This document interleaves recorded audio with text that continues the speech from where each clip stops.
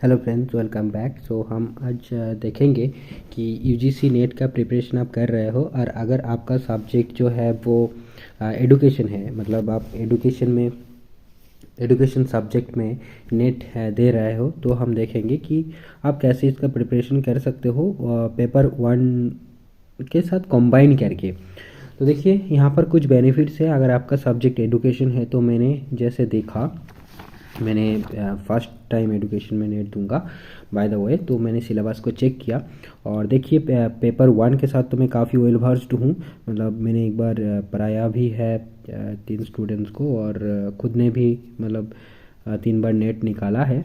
तो देखिए आप जो है हमारा पेपर वन का यूनिट वन जो कि टीचिंग एप्टीट्यूड है, तो ये तो पढ़ने का कुछ है नहीं, क्योंकि यहाँ पर जो सारी चीज़ें आप बीएड में पढ़े हो वो सब चीज़ें ही फिर से वहाँ पर दिया गया है।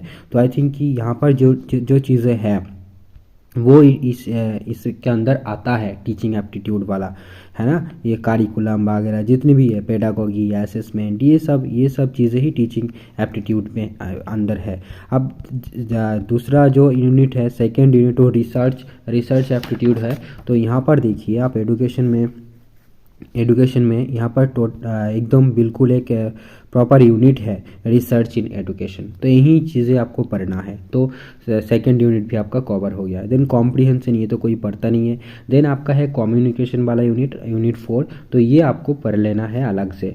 और फिर mathematical reasoning and aptitude and data interpretation जो कि यूनिट 5 एंड यूनिट 7 है, ये भी कोई नहीं पढ़ता, क्योंकि आप जाहिर सी बात यूजीसी नेट की प्रिपरेशन कर रहे हो और कुछ बेसिक एग्ज़ाम्स की भी प्रिपरेशन कॉम्पिटिटिव की कर रहे होंगे। और नहीं कर रहे हो तो ये तो गलत बात है, आपको करना चाहिए, ठीक है। तो वहाँ से आपका mathematical reasoning and data interpretation वाला पार्ट जो है वो कवर हो जाएगा। तो आपको देखिए यूनिट 7 तक आपका रह गया कौन सा वाला, एक हो गया कम्युनिकेशन वाला यूनिट जो कि यूनिट 4 है, और है यूनिट 6 जो कि लॉजिकल रीजनिंग है। इस 2 यूनिट का आपको अलग से प्रिपरेशन कर लेना है। बाकी यूनिट 8 की बात करें, इंफॉर्मेशन कम्युनिकेशन टेक्नोलॉजी, तो क्या देखो आईसीटी का है, बट यहाँ से क्वेश्चन ज़्यादातर कंप्यूटर की नॉलेज से आती है। तो आईसीटी तो आप यहाँ से पढ़ लोगे। बाकी मैं सजेस्ट करूँगा कि डेफिनेटली उस यूनिट के लिए, यानी यूनिट 8 पेपर 1 का इंफॉर्मेशन एंड कम्युनिकेशन टेक्नोलॉजी के अंदर कंप्यूटर का जो बेसिक नॉलेज है वो, बट बेसिक आप पूछा नहीं जाता, थोड़ा डिटेल्स ही पूछा जाता है। बाय द वे, जिस कॉम्पिटिटिव एग्जाम में जैसे ईएमआरएस में कंप्यूटर का एक पोर्शन था एग्जाम में, तो उसका सिलेबस देख के आप प्रिपरेशन करो, ठीक है। बाकी यहाँ पर बहुत ही बेसिक से लिखा हुआ है और बिल्कुल मतलब यहाँ से आप गैस नहीं लगा पाओगे कि क्या पढ़ना है नहीं पढ़ना है, अगर आप फर्स्ट टाइम पढ़ रहे हो और पीवाईक्यूज वगैरह नहीं देखे हो तब बहुत ही डिफिकल्ट है, ठीक है। तो ये हो गया आपका यूनिट 8 का कवरेज।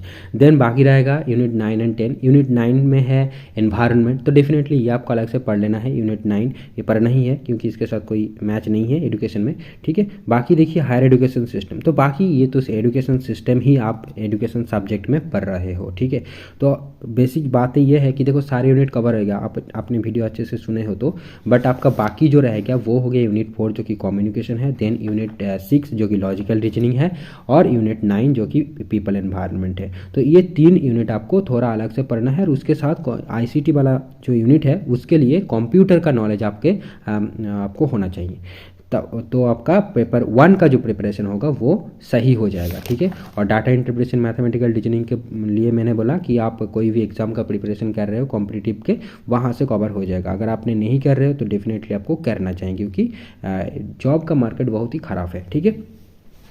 तो करते रहिए प्रिपरेशन, हर तरह का प्रिपरेशन करते रहिए, तो आपको एग्ज़ाम दो और पास हो जाओ, ऐसा काबिलियत रखो आपके अंदर, ठीक है।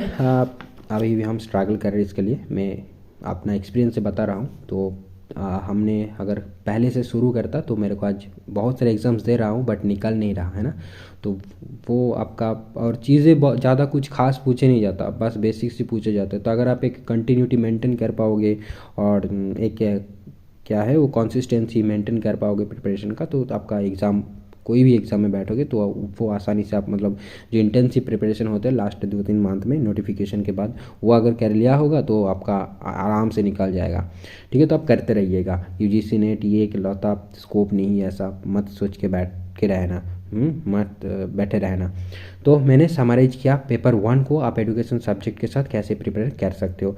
बाकी अगर आपको कोई भी डाउट्स हो तो कमेंट करिएगा, और हम जल्दी ही मैं एडुकेशन करने के लिए प्रिपेयर अपेयर हो रहा हूँ। तो उनमें वीडियो मैंने ऑलरेडी एक बनाया है NEP 2020 के ऊपर, तो वो कल तक अपलोड हो जाएगा।